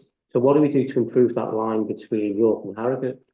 You know, what do we do to make that, you know, can we dual the track in the places where it's single track? That's the kind of leverage that the combined authority starts to bring in to make it a viable alternative. Because at the moment, if you want to get the train to Leeds and you go to York, they don't advertise the fact that the route through Harrogate goes to Leeds in case you get on it by mistake, because it takes so blooming long. But if we're going to get sustainable growth and the houses that people need, then they've got to be connected by at least some form of rail or at the very or light rail. But you know, that's what the leverage. So part of the 18 million can be to guarantee that you can pay the loans that you're going to have to leverage into to build it. But of course, we also need national support and business support. You know, it'll be public-private partnerships that do these things. The mayor's in a position to shout for that and to start to, you know, be more ambitious in the way that we think. Not just always be thinking about expanding the road network, but actually how do we start moving people around differently? Thank you for that. Colleagues, do we have any more sort of asks or questions? If not, I'm happy to leave that item there, given that it's going to another scrutiny and then the main corporate scrutiny again in July. But I hope that's been helpful enough. Yeah, and we're grateful for you coming to us. Always yeah. a pleasure. Thank you. Likewise. Thank you very much. I did think you'd try and keep me talking till 8 o'clock now. After 4 hours. Not sure what's happening at 8 o'clock. Which brings us to, thank you again, the next agenda item, which is looking at some of our colleagues' fine work as a task and finish group, looking at the Dial and Ride situation, the background into it, and some learning and exploration that they've done in other areas of the country, and some recommendations. Councillor Fenton, Councillor Jane Burton and Councillor Stewart were part of that. I don't know if you've got a sort of routine planned, but if you want to give a short overview, and then we can have any discussion that members want to on it, take it from there. Thank you, Chair. I'll just say a few opening remarks and then invite Councillor Burton and Stewart to add anything. I won't go through the entire report. I'll take it as read, just to say it was a voyage of discovery for me in terms of understanding more about community transport, understanding more about Dial and Ride and the service it provided for a number of people who clearly valued the service and do miss it. And the public speaker earlier highlighted particularly sort of disabled people who were particularly reliant on the service, not least because of a lack of alternatives. I'm very grateful to everybody who took the time to meet with us, both City of York Council officers from other local authorities, colleagues who work with advocacy groups in York, and beyond. They gave their time very generously, and I'm very grateful to them, and also to the members of the public and their families who fed in some of their sort of personal testimonies around the value that the Dial and Ride service had for them. The recommendations I hope are relatively self-explanatory in setting out. You know, I think we have. If the exam question was, is there a need for some form of replacement for the Dial and Ride service? I think the answer to that is yes, there is. I think, and that was really our kind of starting point. I think we've tried not to go too far down the line of specifying what that should look like, but I think some of the key things we wanted to highlight in that, as and when it comes to building a specification, this isn't purely a transport project. This isn't, you're not doing a spec for a bridge or a road. It's as much an adult social care project as it is a transport project, because Dial and Ride doesn't exist as a an end in itself. It's a means to an end, and the service it does provide is is enabling people to have a degree of independence they otherwise wouldn't have.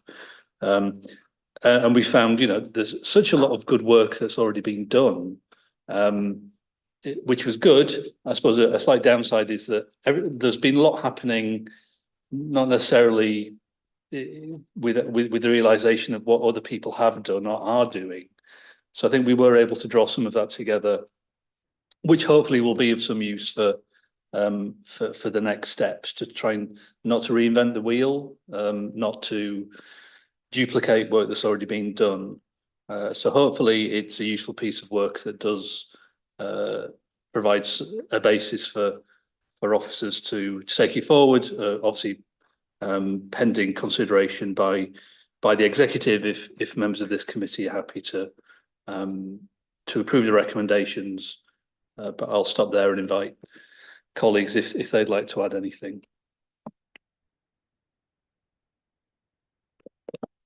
No, I can just reiterate what Councillor Fenton has said, and I can thank him for typing everything up and organising the meetings as well. He played a great part in this and correcting us when we said park a ride, or some stuff. I only said it once.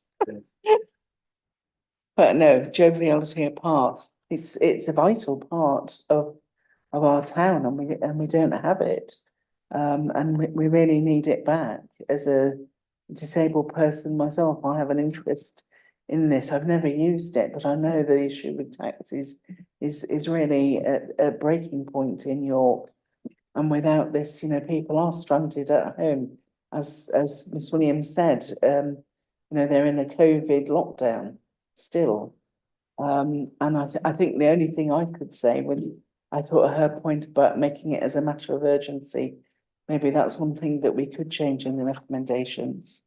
But it's also choosing the right type of what do we replace it with? And that's what we must be very careful. And I think to have an oversight of what replaces it, if it's a charitable organisation, maybe we need to have a York councillor as a trustee, to make sure that the issues that arose don't arise again. Because, there was enough money plowed into this for it to work, and it's tragedy that it hasn't. And it's not blaming the York Wheels. I think they've just been a victim of terrible circumstances. Thank you, Chair. Yeah, I'd like to start by just putting on record, I think, how much Councillor Fenton has led on this task group, and I think it's really been Councillor Fenton and his two willing assistants. Although how much we've assisted and how much we've gone along for the ride, but it has been interesting and and genuinely, Councillor Fenton, I think, has made a tremendous contribution on this, and I think it's really important report. To come on one point, I do think that the whole when York Wheels had an issue with the buses, I think CYC should have helped with the legal advice. I think that could have been in the sort of, pounds for pence, risk for reward. I think that's one of the things to learn. I'd also just like to comment on the public speaker about the role of Uber in this, and just to sort of say, because the reason Uber got involved is because one of the senior people at Uber is a good friend of mine, and I asked him, how could they potentially get involved in any sort of way? It was nothing whatsoever to do with the application that Uber made, and the idea that that would have a positive impact on a licensing committee, some private meetings that Uber had. It was just simply a very, very large vehicle operator, and how they potentially can help, I think was worth doing. Any sort of issues about how Uber are with disabled people or not, for me, sadly, I think are much more industry problems. And I was at an event on the weekend where somebody was extremely pleased their mother could be there because they happened to know somebody at a taxi firm working in the same building. It's ridiculous that to get a taxi at a planned time, you have to rely on some sort of connection some sort of way in, you know. So I think there's all sorts of issues that are totally unacceptable. And the final point I would just make is that, you know, I think it's very important we say that we need community transport in York in a meaningful way, because as Councillor Fenton has said, it's not just about getting people from A to B, it is about the sociable aspects. It's about people who couldn't go out without it, and it has such a vital role for them. But we can't say that Dial and Ride was everything that it should be. And one of the things I'd say is that when I was a councillor before for 8 years, I wouldn't have actually known the remit of Dial and Ride. I thought Dial and Ride was more about getting people from villages that didn't have the the good buses. So sort of, you know, rather than it being for older or disabled people, you know, so we need to, I think, have a community transport which has that reach, is really assessed, so that, you know, hopefully the main recommendation is that York says we need this going forward, and then we get involved in saying what exactly is it, you know, we need. Where do we need to take people? Who do we need to be taking to those places, you know, to have that service? Because there's a lot of areas that I think have had it working a lot better than York, and a lot of areas that have had it working a lot better than York, but it'll be a lot harder, you know, far more rural areas than we've got. So I think we have to get this going again, and we have to get it working better. Thank you all for those comments, and once again, hats off to you all for the work that's been put in, particularly to you, Councillor Benton. I think Councillor Burton used the word tragedy. I'd agree with that. The impact that this has had on some of the city's most vulnerable residents is huge, really. So yeah, a problem that needs solving. I mean, for what it's worth, I was very comfortable with the recommendations. Still going to be a challenge for the administration to look at, but I think the recommendations, which as a scrutiny committee we could comfortably back. Be interested to know what the task group's views are on the ask of the speaker, who wanted to change as soon as possible in recommendation 1 to urgently. Councillor Stewart. So I'd far rather have as soon as possible to get the right system rather than urgently, which would inevitably mean rushing back to what we had before. You know, so I would leave it as is. Okay, Councillor Fenton. Yeah, I mean, I think I would hope that the evidence provided would make it clear that this isn't a vague aspiration at some point in the distant future. I think we've hopefully demonstrated the need is urgent, and I think our ask of the executive, I'm personally comfortable with the way it is worded, because I think we know what we're saying in terms of, as Councillor Stewart said, getting it right, rather than rushing into something saying, well, let's just get something on the road, even if it's not really meeting the need that we know needs to be met.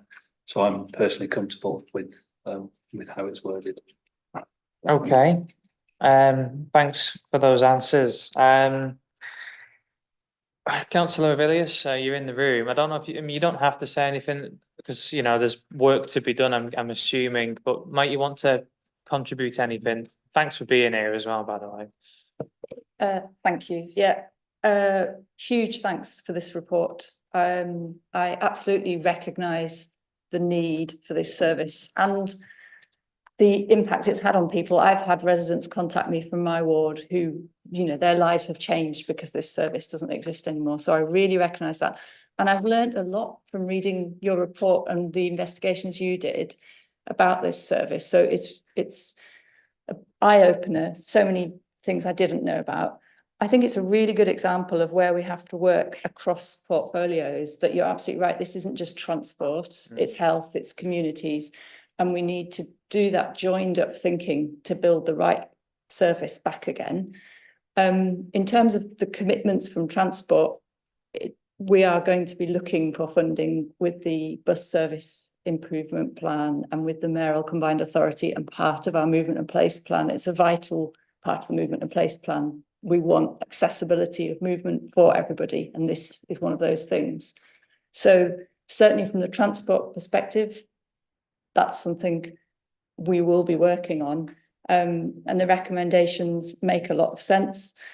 It's just going to be finding the finance and getting things going as quickly as we can. But this has been really, really useful, and I will be looking to work across the portfolio and bring something together. So thank you all. Thank you, Councillor Villiers. I think that's as positive a response as we could wish for in the sort of council's circumstances that it finds itself in. I wondered if and I don't want to make this a long discussion, but would those on the task group be open to an additional recommendation to have the work that the executive might end up doing on this to come back to this committee for another look? I mean, there's a lot of, I mean, your recommendations cover an awful lot of ground, to be honest. But it might be a pre-decision scrutiny. It could just be a, here's where we're at, where we are at with what you've asked us to do. What do you think?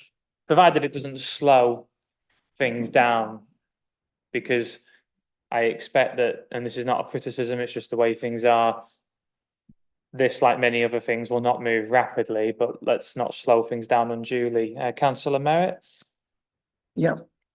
There used to be a York Community Transport, and it collapsed when I first became chair of Traffic and Transport. And out of that debacle came York Wheels, and then subsequently the Dial and Ride. And the Dial and Ride, as is clear from the papers, was basically to cater for people with particular access needs that the other, neither local bus services nor the York Wheels, which was basically a car service, could cater for.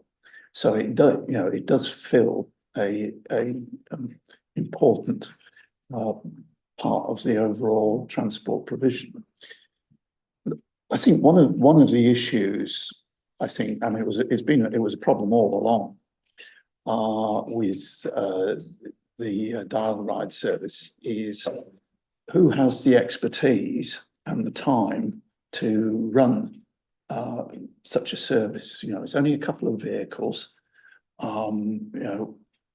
You can do, you can do the day-to-day, but it's actually the big challenges of vehicle replacement and all those types of things, which become a big hurdle for small organisations that only do it once every 10 years or whatever. It's also a big hurdle for small organisations if something goes wrong with the procurement, because it, as has happened here, it becomes an existence-threatening event. So I think my comment would be, I think in terms of what new arrangements are providing, particular care needs to be given to thinking about what are the easy operational things that can be done sensibly by voluntary organisations, but what are the more one-off things that you can't reasonably expect voluntary organisations to do, and how's the best way to handle that?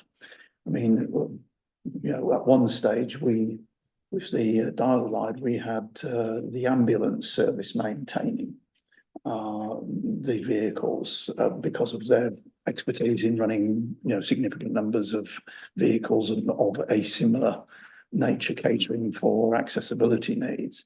Unfortunately, it became a bit of an issue how much they were charging for their service, because in effect, it became a bit of an fundraising opportunity for them. So we then moved away from that arrangement.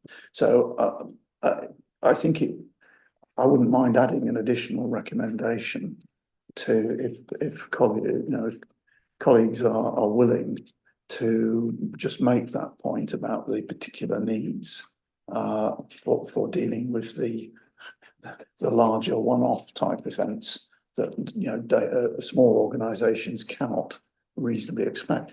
It does make one wonder whether, rather than York running one, Selby running one, whether there's actually scope for a large organisation might also give economies of scale in booking systems as well.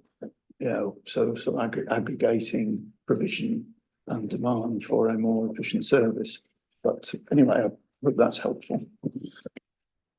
Thanks, councillor Merritt, councillor Burton and councillor Fenton.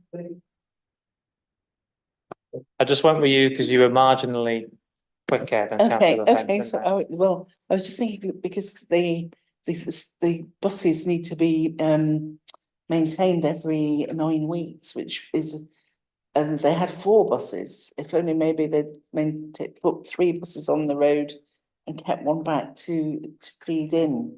That things like that maybe could have been done a little bit differently. That would have helped with the turnover of looking after the buses. But also, I think it was at East Yorkshire, the East Riding, where they had 5 members of the council were answering the phones and booking people in.